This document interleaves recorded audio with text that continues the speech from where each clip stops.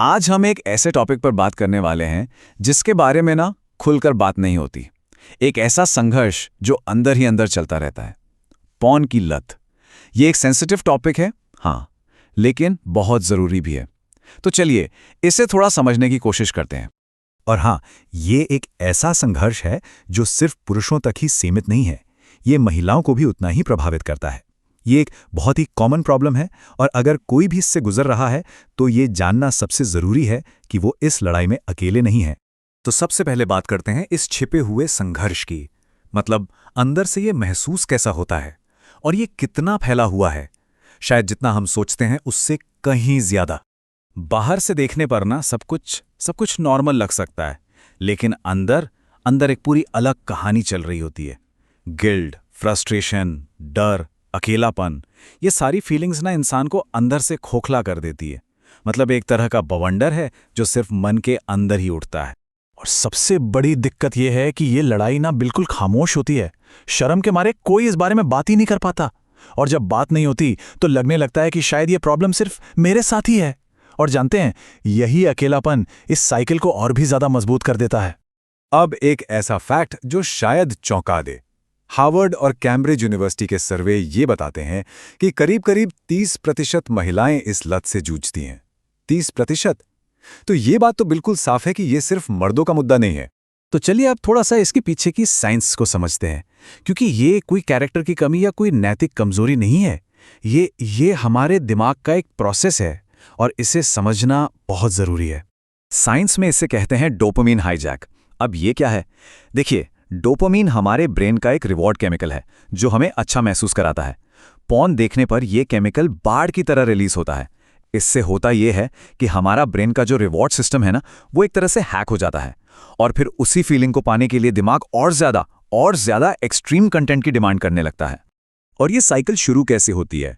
अक्सर ये टीनेज की एक सिंपल सी जिज्ञासा से शुरू होती है। दिमाग में डोपामीन का वो जबरदस्त रश आता है और मन गलती से इसे एक एस्केप बटन की तरह लेबल कर देता है।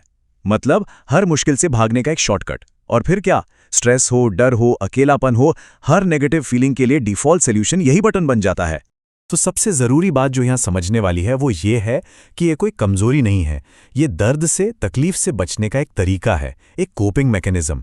और जैसे ही हम इसे इस नजरिए से देखते हैं ना, इसे बदलने का रास्ता भी दिखने लगता है। अच्छा, अब बात करते हैं एक बहुत बड़े पैराडॉक्स की, एक विरोधाभास की।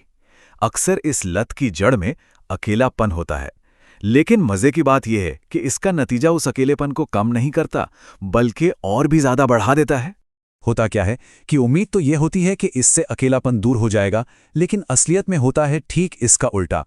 इंसान का जो असली कनेक्शन है लोगों से, उसकी जगह स्क्रीन से कनेक्शन बन जाता है और नतीजा असल जिंदगी में अकेलापन और भी गहरा हो जाता है।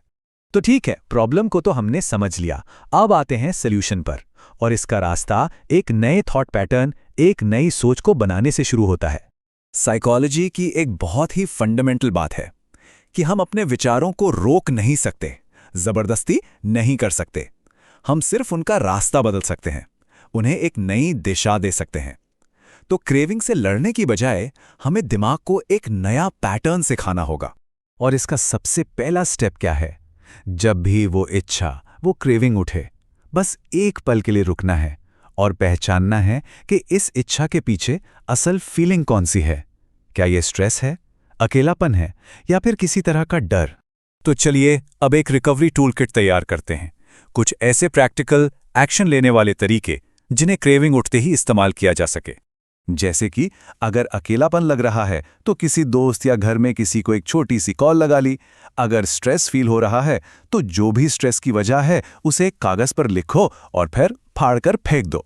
और अगर डर या घबराहट हो रही है तो बस 2 मिनट के लिए गहरी सांस लेने वाली एक्सरसाइज करो। ये छोटे छोटे एक्शन हैं, लेकिन ये दिमाग का ध्यान फौरन भटका देते हैं। और अब आते हैं रिकवरी के फाइनल स्टेज पर, जो है स्क्रीन से बाहर निकलकर जिंदगी से दोबारा कनेक्ट करना, उन खुशियों को फिर से ढूंढना जो फोन के बिना भी हुआ करती थीं। जरा याद कीजिए, बचपन में जब फोन नहीं थे तब कैसे खुश रहते थे। परिवार के साथ कोई फालतू सा गेम खेलना, या फिर बस सोने से 1 घंटा पहले स्क्रीन को खुद से दूर रख देना।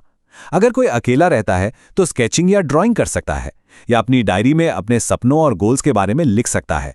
ये सब असल दुनिया से जुड़ने के बहुत ही पावरफुल तरीके हैं। तो आखिर में ये एक सवाल है जो हम सबको खुद से पूछना चाहिए। अगर वो बचपन वाला मासूम बच्चा जो बिना स्क्रीन के खुश था वो फिर से जी सकता है, तो उसे रो क्या रहा है?